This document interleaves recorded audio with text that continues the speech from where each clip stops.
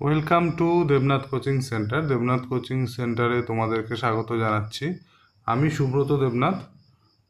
এই চ্যানেলটা আমি কালকে তৈরি করেছিলাম শুধুমাত্র বাঙালি ছেলেপেলেদের জন্য। ওয়েস্ট বেঙ্গল হোক, ত্রিপুরা হোক, আসাম হোক, তোমরা যেখানেই যত বাঙালি ছেলেপেলে আছো যারা আইটিআই নিয়ে এগাতে চাইছো তাদের জন্য এই চ্যানেলটা। আমি দেখেছি যে বাংলায় আইটিআই চ্যানেলের সংখ্যা খুবই কম, ঠিক আছে, মানে নেই বললেই চলে। আর বাংলাতে আইটিআইয়ের জন্য প্রিপারেশান করানো বা আইটিআইয়ের যে ভ্যাকেন্সিগুলো আসে তার যে আপডেট দেওয়া বাংলাতে কেউ দেয় না বললেই চলে, ঠিক আছে। হিন্দির অনেক চ্যানেল আছে, বহু পুরনো চ্যানেল, আর অনেক বড় বড় চ্যানেল আছে যারা ক্লাস করাচ্ছে, আপডেট দিচ্ছে। আমিও নিজেও দিই, আমার একটা চ্যানেলও আছে যে ওটা হচ্ছে দেবনাথ কোচিং সেন্টার, ঠিক আছে। আর এটা দেবনাথ কোচিং সেন্টার 2.0, এই চ্যানেলটা আমি কালকেই তৈরি করেছি। তা এই চ্যানেলে আইটিআই রিলেটেড যত ভ্যাকেন্সি আসবে বাংলাতে আমি এই চ্যানেলে কভার করব। যেরকমভাবে হিন্দিতে আমি করি, তোমরা অনেকেই হিন্দি চ্যানেলে সাবস্ক্রাইবার আছো আমার, তারা এই চ্যানেলটাকেও সাবস্ক্রাইব করে রেখো, ঠিক আছে। এখানে বাংলায় যদি তোমরা পড়াশোনা করতে চাও, হ্যাঁ, তাহলে এই চ্যানেলটা সাবস্ক্রাইব করে রেখো। আইটিআই রিলেটেড যে কোনো স্টাডি নোটস, ভ্যাকেন্সি হোক, অ্যান্সার কি হোক, যে কোনো আপডেট আমি এই চ্যানেলে দেবো বাংলায়, অনলি বাংলায়, ঠিক আছে। তো তোমাদের WBPDCL এর অ্যান্সার কি আজকে বেরিয়ে গেছে, ঠিক আছে। সবার নাম্বার মোটামুটি ভালো, হ্যাঁ। তো কিছু কিছু ছেলেপেলের নাম্বার খারাপও এসছে, তাদের মন খারাপ করার কিছু নেই। তোমরা প্রিপারেশান নাও, সামনে আরও ভ্যাকেন্সি আসবে, সেগুলোতে তোমাদের নিশ্চয়ই হবে, ঠিক আছে। দেখো ভাই, হবে তো নিশ্চয়ই, একদিন না একদিন হবে। যে লেগে থাকে তার একদিন না একদিন হয়, ঠিক আছে। সুতরাং লেগে থাকতে হবে, লেগে থাকলে নিশ্চয়ই হবে, ঠিক আছে। কারো একদিন পরে হয়, কারো একদিন পরে আগে হয়, ঠিক আছে। আমারও যখন চাকরি হয় তখন আমার বয়স 31, ঠিক আছে। তা আমি তো লেগেছিলাম, ঠিক আছে। যাই হোক, আজকে 2 বছর হলো। তো ব্যাপার হচ্ছে লেগে থাকো, নিশ্চয়ই হবে। আর একটা কথা বলছি, ইউআর ক্যান্ডিডেট যাদের নাম্বার মোটামুটি 57 থেকে 60-এর কাছাকাছি আছে, আমি ফিটারদের কথা বলছি, তারা সবাই ইন্টারভিউর জন্য পড়াশোনা স্টার্ট করো। তা আজকে থেকে আমি তোমাদের পিডিসিএলের ইন্টারভিউ রিলেটেড কিছু ভিডিও আমি তোমাদের ফেলবো। তা দেখো, একটা জিনিস কি, ইন্টারভিউ রিলেটেড ভিডিও, এটার জন্য আমাকে নিজেও পরিশ্রম করতে হচ্ছে, বিভিন্ন জায়গা থেকে কোশ্চেন কালেক্ট করতে হচ্ছে, কোথা থেকে কোশ্চেন আসবে সেগুলো চিন্তাভাবনা করে তারপর আমি তোমাদের কোশ্চেনগুলো তৈরি করব আর তোমাদের সামনে আমি নিয়ে আসবো। সুতরাং একটু সাপোর্ট করো, চ্যানেলটা নতুন, কালকেই শুরু করেছি, তোমাদের সাপোর্ট ছাড়া এগাতে পারবো না। আর বাংলায় কোনো চ্যানেল নেই আইটিআই রিলেটেড। সুতরাং যদি চাও চ্যানেলটাকে সাবস্ক্রাইব করে শেয়ার করে বন্ধুদের সাথে একটু চ্যানেলটাকে তোমরা আগে নিয়ে যেও, ঠিক আছে। তো চলো শুরু করি আজকের ক্লাস। দেখো, WBPDCL এর দুটো জিনিস আছে, একটা হচ্ছে রিটেন, যেটা তোমাদের হয়ে গেছে, ঠিক আছে। আর একটা হচ্ছে ভাইভা, যেটা তোমাদের হবে, ঠিক আছে। তো রিটেন থেকে তোমাদের 70% মার্কস ক্যারি হবে, আর ভাইভা থেকে তোমাদের 30% মার্কস ক্যারি হবে। এই জিনিসটা মাথায় রাখো, ঠিক আছে। তোমরা যদি কেউ রিটেনে সাপোজ ধরো 70 পাও, ঠিক আছে, এর 70% না হবে, মানে 49 তোমাদের অ্যাড হবে। আর ভাইভাও তোমাদের 100-এ হবে, 100-এর মধ্যে ধরো কেউ 80 পেলো, এর 30% মার্কস, মানে এর 30% করলে কত হবে, 24। এর 24 সাথে অ্যাড হয়ে যাবে, ঠিক আছে। তাহলে কত হবে, 73। তা তোমার মার্কস হবে আউট অফ 100 73। এই নাম্বারের উপরে তোমার কাট আপটা তৈরি হবে, ঠিক আছে। তো এরকমভাবে কিন্তু কাজ হয়, কাজ হবে। আমি আজকে বলে দিলাম, পরের ভিডিওগুলোতে এই বিষয়টা নিয়ে আলোচনা আর করবো না, ঠিক আছে। এটা আশা করি সবার জানা আছে। আচ্ছা, ফার্স্ট অফ অল ভাইবা যখন তোমরা দেবে, ফার্স্টে আসবে ড্রেসিং।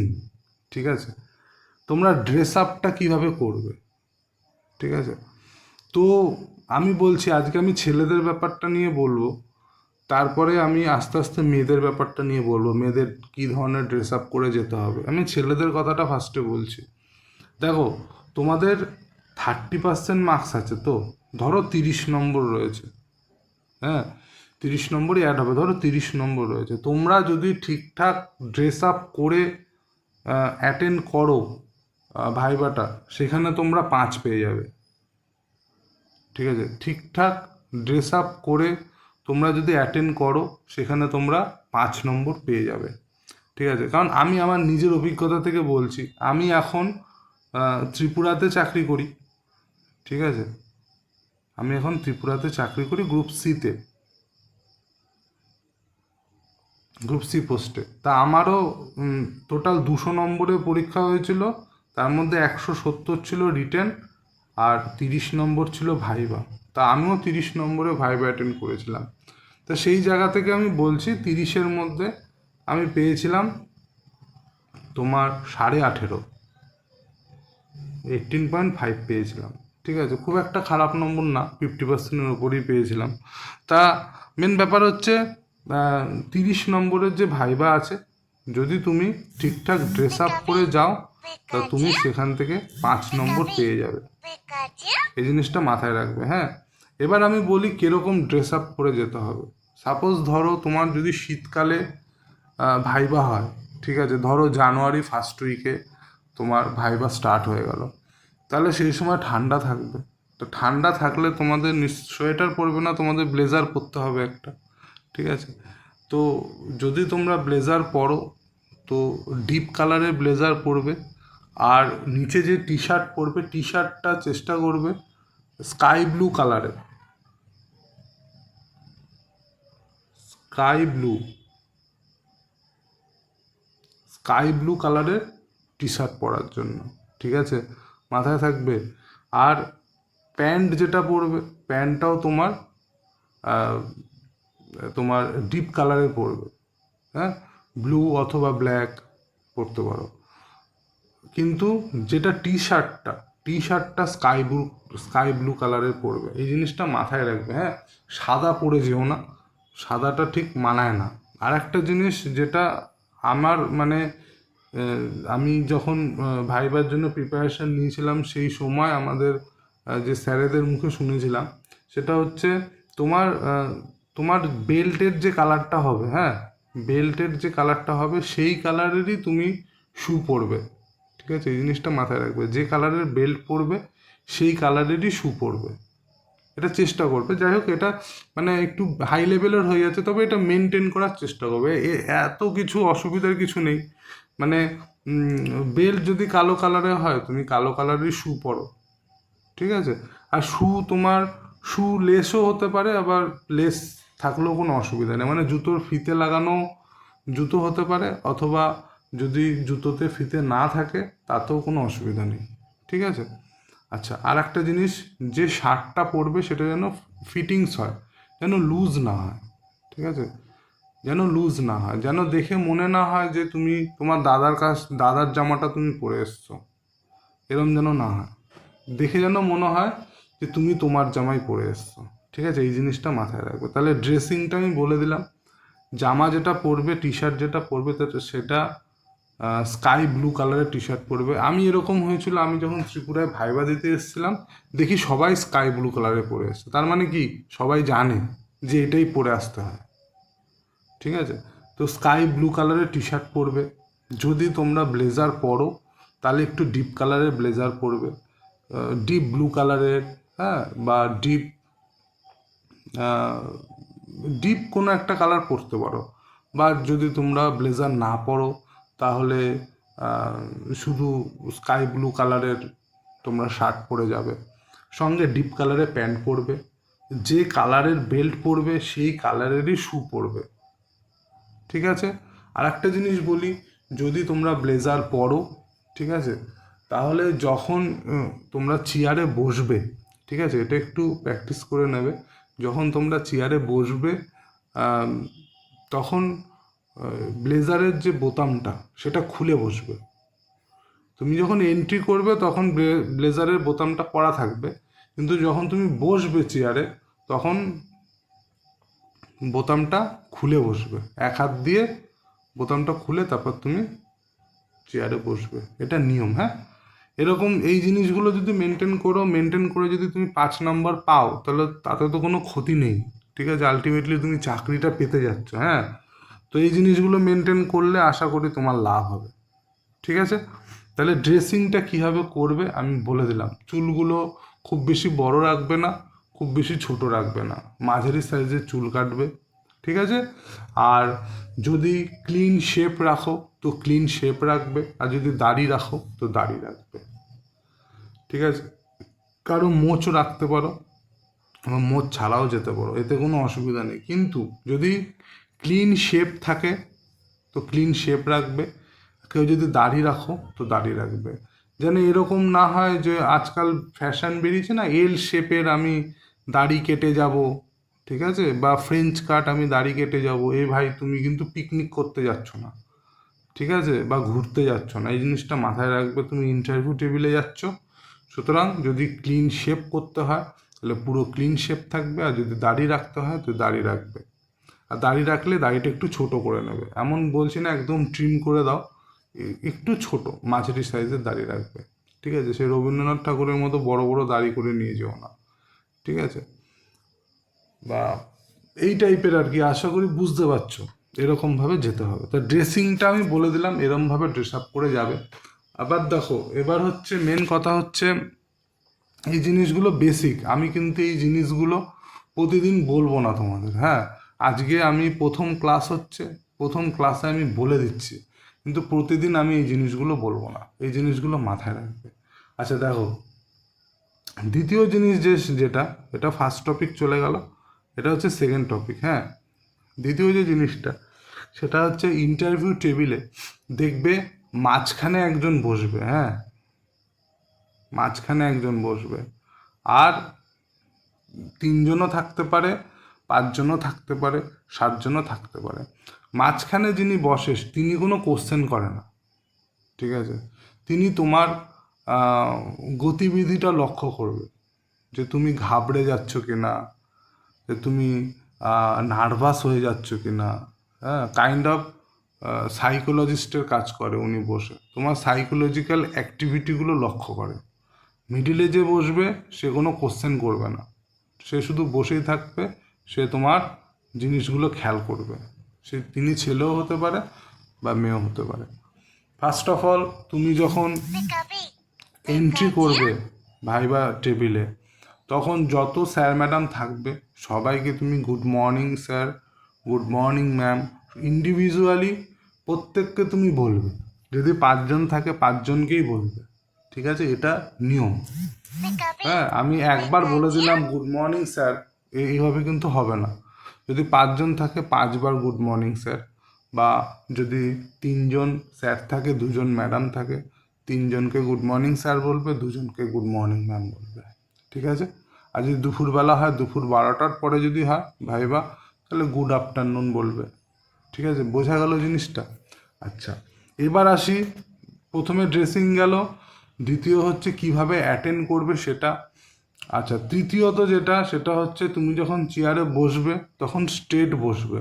এমন না যে তুমি চেয়ারে হেলান দিয়ে বসে রয়েছো, ঠিক আছে, রিল্যাক্সে বসছো, সেরকম না, স্ট্রেট হয়ে বসবে, যতটা পারবে স্ট্রেট হয়ে বসবে, ঠিক আছে? আর চেয়ারের সাথে যদি তুমি পিঠটা ঠেকিয়েও রাখতে পারো, ঠেকিয়ে রাখবে, কিন্তু নিচে স্ট্রেট হয়ে থাকবে, কুঁজো হয়ে বসবে না, ঠিক আছে? এটা হচ্ছে তৃতীয়ত। আর এর সাথে আমি জিনিস অ্যাড করছি, এবার আসছি মেন টপিকে। এইগুলো হয়ে গেল বেসিক, ঠিক আছে? এগুলো আমি প্রত্যেক ক্লাসে বলবো না, এই জিনিসগুলো তোমরা ফলো করবে, ঠিক আছে? ড্রেস আপ আর যেগুলো যেগুলো বললাম। আচ্ছা, ফার্স্টে যখন তুমি এন্ট্রি করবে তোমাকে ইন্ট্রোডাকশন দিতে বলবে, যে তোমার নাম কি, তুমি কোথার থেকে এসছো।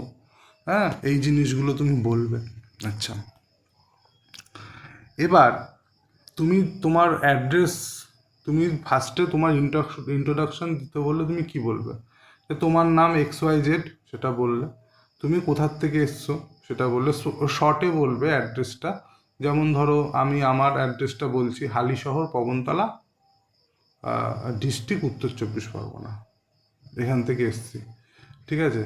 তারপরে তুমি বলবে ধরো তুমি আইটিআই করেছো, আমি ফার্স্টে 10th করেছি, তারপরে এইচএস করেছি, তারপরে আইটিআই করেছি, ব্যাস হয়ে গেল। এতটুকু, বেশি কিছু বলার দরকার নেই।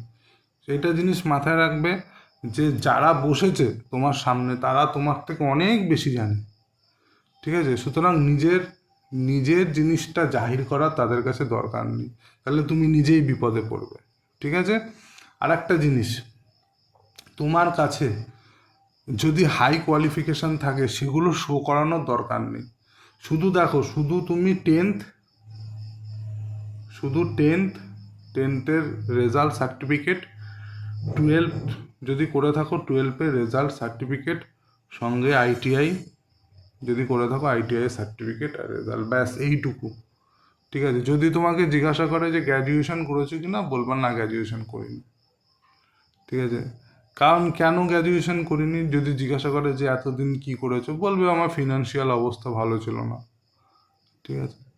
এটা বলতে পারো, কারণ দেখো তোমাদের কোয়ালিফিকেশান এখানে চেয়েছে 10th আর আইটিআই, সুতরাং বেশি বলে তো লাভ নেই তোমার, তুমি 12টা বলে দিলে এটাই অনেক, ঠিক আছে। এবার আমি বলি, পাশাপাশি যদি তুমি অ্যাপ্রেন্টিসশিপ করে থাকো, এনএসসি, ন্যাশনাল অ্যাপ্রেন্টিসশিপ সার্টিফিকেট যদি তোমার কাছে থেকে থাকে, সেটা তুমি শো করালা। যদি তোমার এক্সপিরিয়েন্স থাকে কোনো, এক্সপিরিয়েন্স সার্টিফিকেট তুমি শো করাবে, এগুলো তুমি শো করাবে, কারণ এগুলো কোনো কোয়ালিফিকেশান না, এগুলো তুমি শো করাতে পারো। সঙ্গে যদি তুমি সিটিআই করে থাকো, ঠিক আছে, সেটা তুমি শো করালে, এগুলো তুমি শো করাতে পারো, ঠিক আছে। এবার তোমাকে জিজ্ঞাসা করবে হবি। এবার তুমি ধরো বললে যে আমি বই পড়তে ভালোবাসি, তখন তোমাকে জিজ্ঞাসা করবে কোন রাইটারের বই, তখন তুমি রাইটারের নাম বললে, তখন ওই রাইটারের সম্বন্ধে তোমাকে ডিপলি কোশ্চেন জিজ্ঞাসা করবে। সুতরাং এই কথাটা বলার আগে যে তোমার হবি তোমাকে জিজ্ঞাসা করবে, এটা যখন তোমাকে জিজ্ঞাসা করবে, ঠিক আছে, অনেক ভেবে চিন্তে তুমি উত্তর দেবে, ঠিক আছে। বা আগে থেকে নিজের প্রিপারেশানটা নিয়ে তারপর তুমি যাবে। ধরো তুমি বললে যে আমি বই পড়তে ভালোবাসি, জিজ্ঞাসা করলো রাইটারের নাম, তুমি বললে রবীন্দ্রনাথ ঠাকুর, তাহলে রবীন্দ্রনাথ ঠাকুর সম্বন্ধে তুমি ডিটেলসে পড়াশোনা করে তারপর যাবে, যতটা পারবে পড়াশোনা করবে তারপরে যাবে। কারণ রবীন্দ্রনাথ ঠাকুর সম্বন্ধে ডিটেলসে তোমাকে জিজ্ঞাসা করবে, তোমার কিন্তু আইডিয়াও থাকবে না যে কোন ডেপথে তারা চলে যাবে। আমি বারবার বলছি, যারা বসবে তোমার সামনে তারা অনেক জানে, অনেক, ঠিক আছে, এই জিনিসটা মাথায় রাখবে, অনেক জানে। সুতরাং ভেবে চিন্তে উত্তর দেবে।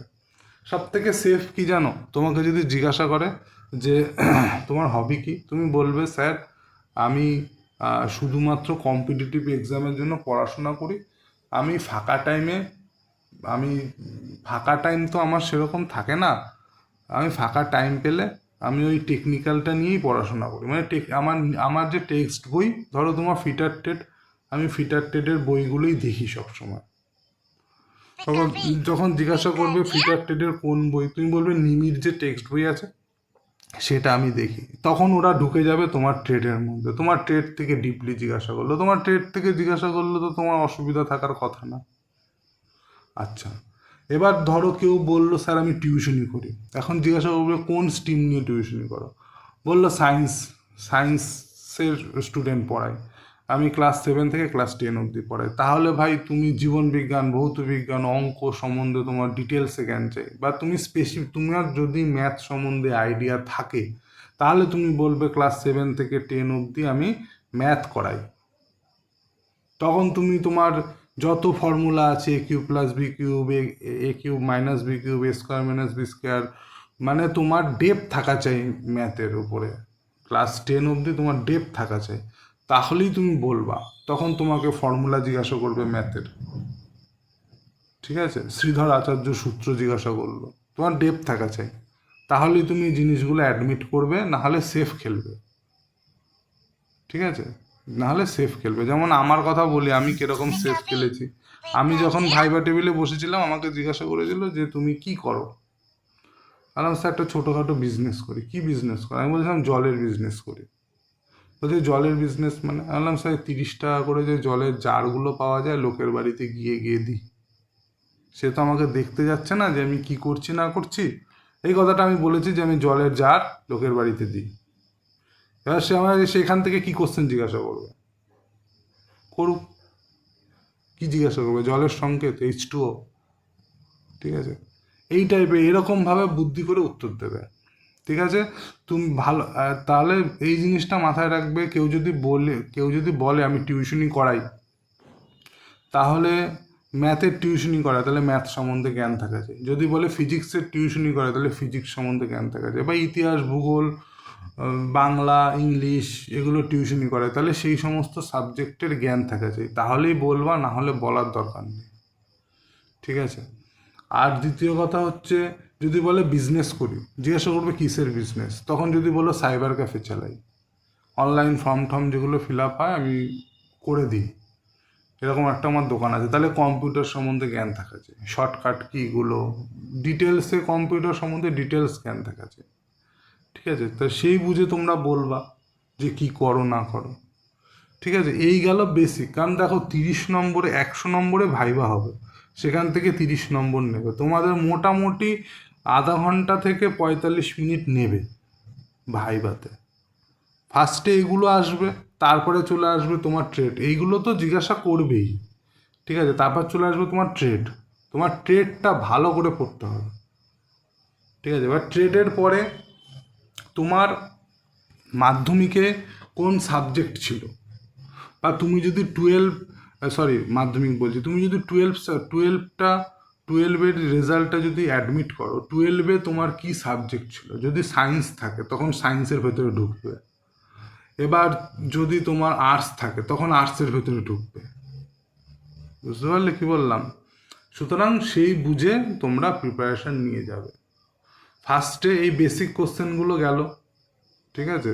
তারপরে তোমার ট্রেড থেকে জিজ্ঞাসা করবে, ট্রেড থেকে মানে একদম ডিপলি যাবে, ট্রেড থেকে জিজ্ঞাসা করবে, যখন যদি দেখে যে তুমি ট্রেড থেকে সব পারছো, তখন চলে যাবে তোমার ইয়েতে, তোমার 12-এ কী সাবজেক্ট ছিল সেইটার ওপরে, ঠিক আছে, তখন সেখান থেকে জিজ্ঞাসা করবে। সুতরাং এই জিনিসগুলো ধাপে ধাপে ধাপে ধাপে তুমি এই জিনিসগুলো ধাপে ধাপে ধাপে ধাপে তোমাকে সব কিছু জানতে হবে, ঠিক আছে। তারপরে আরও কী কী কোশ্চেনে আসবে, তারপর WBPDCL সম্বন্ধে তোমাকে জিজ্ঞাসা করবে, কি অপারেটারে, ধরো তুমি অপারেটর পোস্টে জয়েন করছো, টেকনিশিয়ান অপারেটর পোস্টে, তো তোমার যে পোস্টটা আছে সেই পোস্ট সম্বন্ধে জিজ্ঞাসা করবে, পোস্টের কী কী কাজ আছে সেগুলো জিজ্ঞাসা করবে, ঠিক আছে।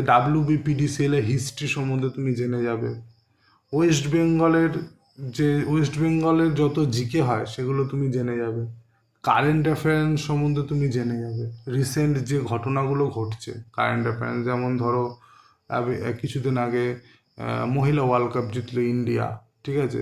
তারপরে মহিলা ওয়ার্ল্ড কাপের তোমার ম্যান অফ দ্য সিরিজ কে হলো, হ্যাঁ, রড্রিগেস। তারপরে তোমার ক্যাপ্টেন কে ছিল, হরমিতপ্রীত কৌর। কোথায় তোমার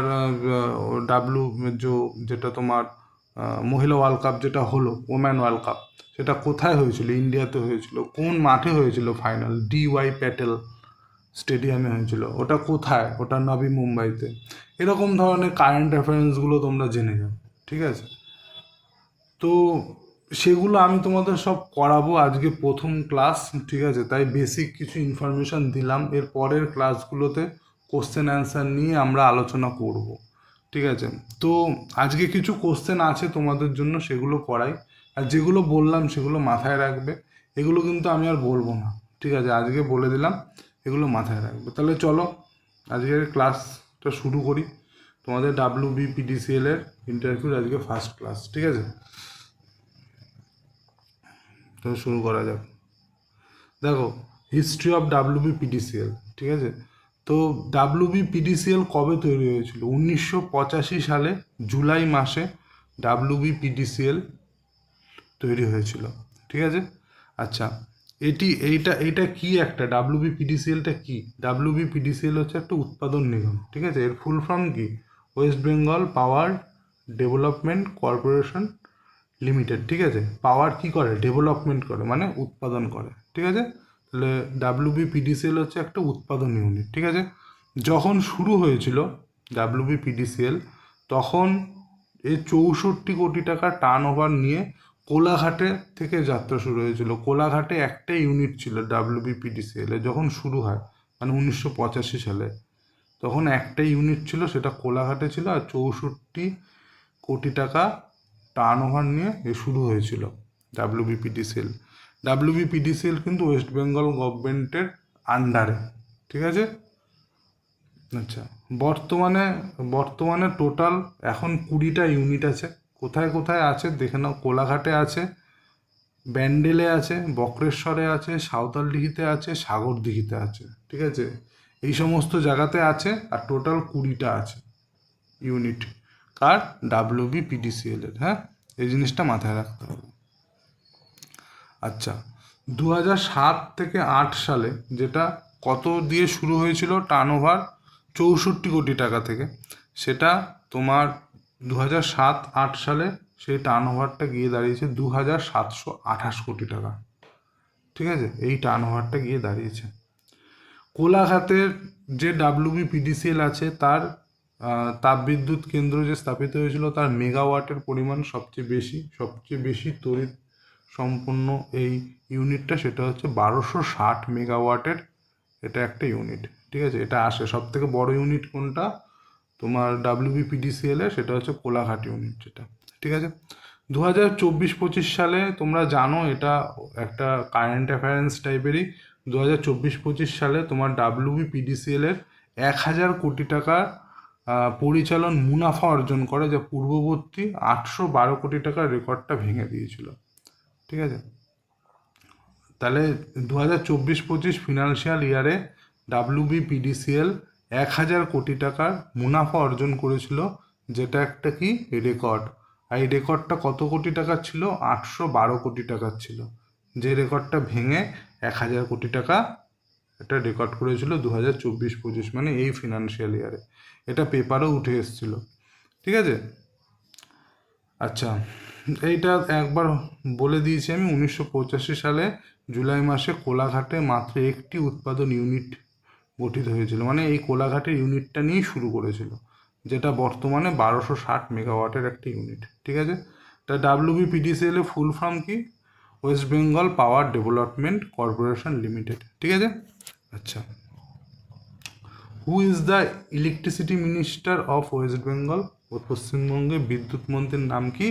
অরূপ বিশ্বাস, ঠিক আছে? এই কোশ্চেনটা WBACDCL, যেটা 2024 সালে রিক্রুটমেন্ট হয়েছিল, 23 সালে রিক্রুটমেন্ট হয়েছিল, এটা যতগুলো ছেলে গেছিল সবাইকে জিজ্ঞাসা করেছে এই কোশ্চেনটা, ঠিক আছে? আমি WBACDCL এর কথা বলছি, হ্যাঁ, ডিসিএল। ওদেরও ভাইবা হয়েছিল, ওদের 15 নম্বরের ভাইবা ছিল, এবার তো 100 নম্বরে করে দিয়েছে। তো ওদের প্রত্যেকটা ছেলেকে জিজ্ঞাসা করেছিল যে বিদ্যুৎ মন্ত্রীর নাম কি? অরূপ বিশ্বাস, এটা মাথায় রেখো, হ্যাঁ? আচ্ছা, who who is the chairman and managing director of WBPDCL? মানে ডাব্লিউবিপিডিসিএল এর সিএমডির নাম কি? ডক্টর PB সেলিম, যিনি একজন IAS, ঠিক আছে? তো আজকে এই কটা কোশ্চেন রাখলাম, ভিডিও অনেক বড় হয়ে যাচ্ছে, তো এতটাই রইলো। আর